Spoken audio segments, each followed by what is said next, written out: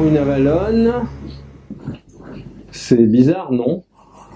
Voilà, mais c'est quand même moi. Et ce soir, nous allons parler de la fleur de vie. Ce sujet un peu particulier. Tenez, je vais vous en montrer un exemplaire de la fleur de vie qui sera... Tiens.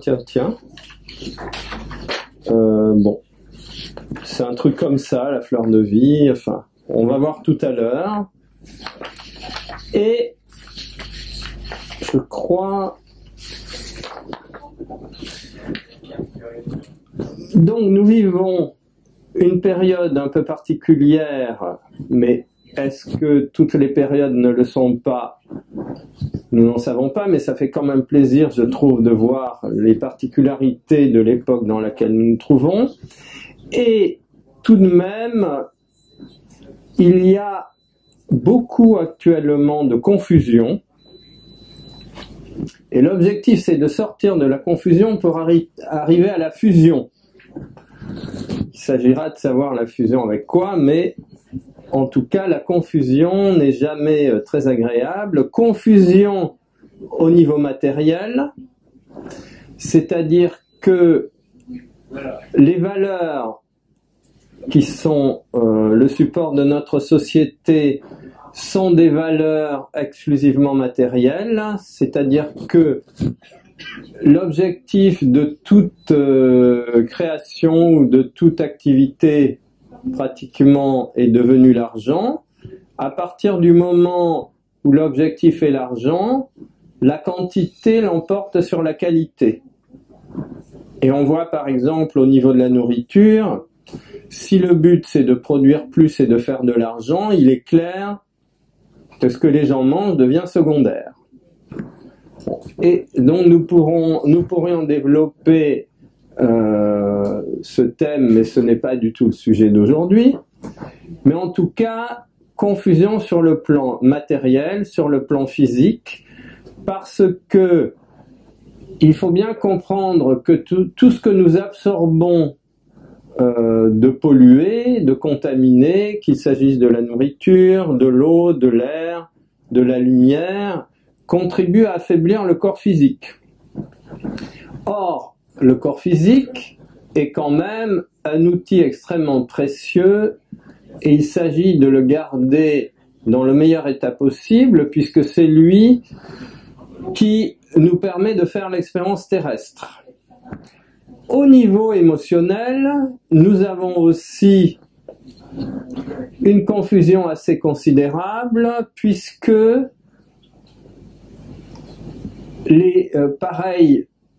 l'objectif c'est devenu la plupart du temps l'argent et l'argent est un contaminateur aussi du monde émotionnel.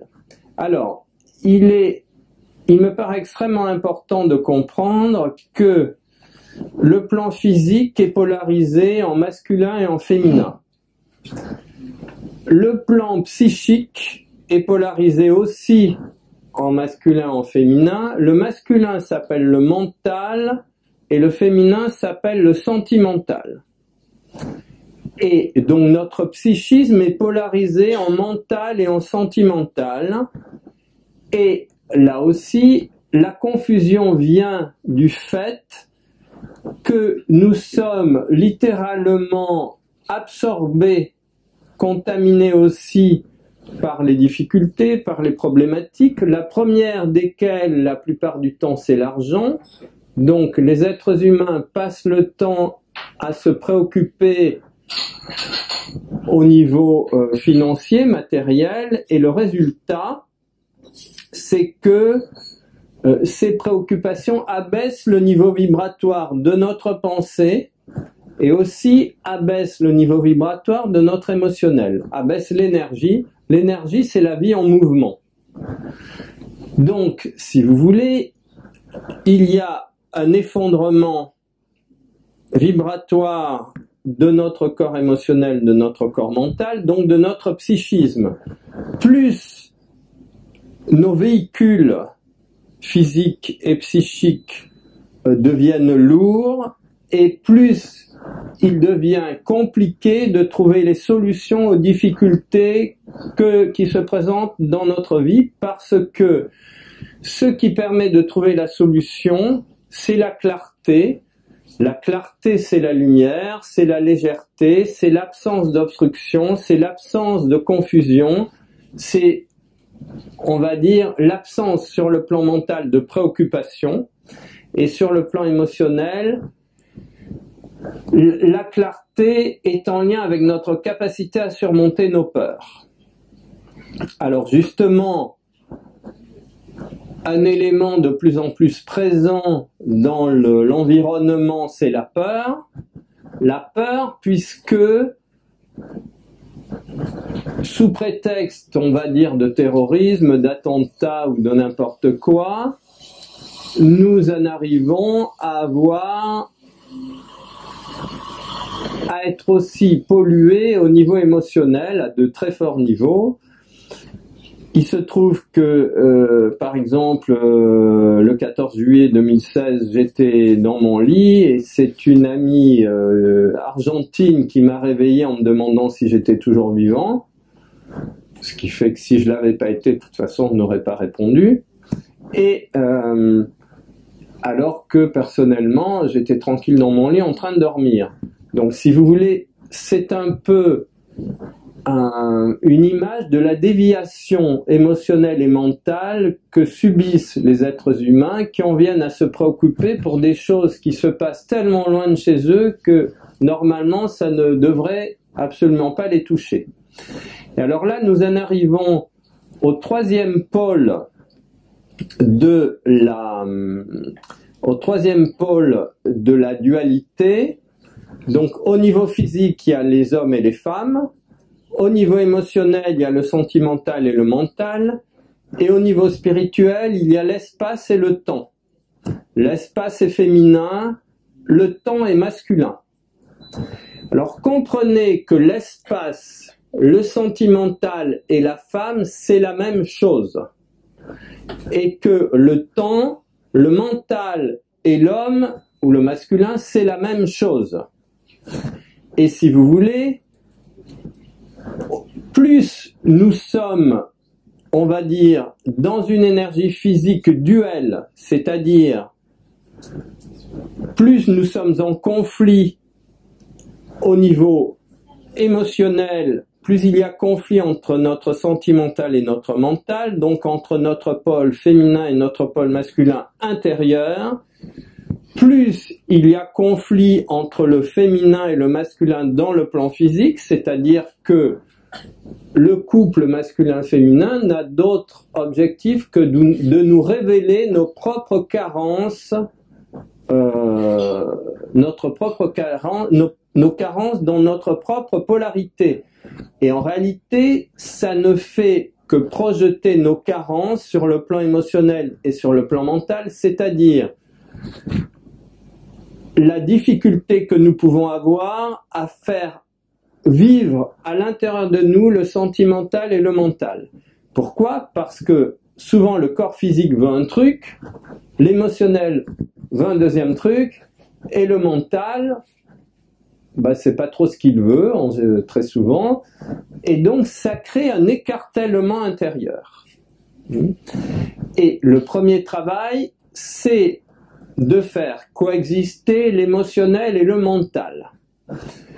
Comment peut-on arriver à ce résultat?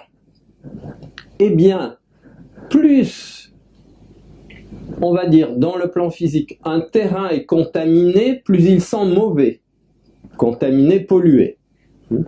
Eh bien, c'est la même chose au niveau émotionnel et mental. C'est-à-dire que le mental ou l'émotionnel peuvent être dans un état de pollution totale et absolue. Qu'est-ce qui produit la pollution émotionnelle? La colère, la rancune, la haine, la tristesse, la dépression, la culpabilité, l'infériorité, tous ces sentiments qu'on peut qualifier de négatifs, littéralement, plombent l'énergie psychique qui se transforme en marécage et entraîne le mal-être, la confusion et la perte de repères qui peut aboutir à la dépression et à tout un tas d'états, on va dire, secondaires, comme par exemple l'insomnie. L'insomnie qui est quelque chose de tout à fait extraordinaire si on considère que c'est la première chose que l'être humain sait en venant au monde. La première chose que l'on sait, c'est de dormir. Donc être insomniaque, ça veut dire avoir perdu, avoir oublié les premières données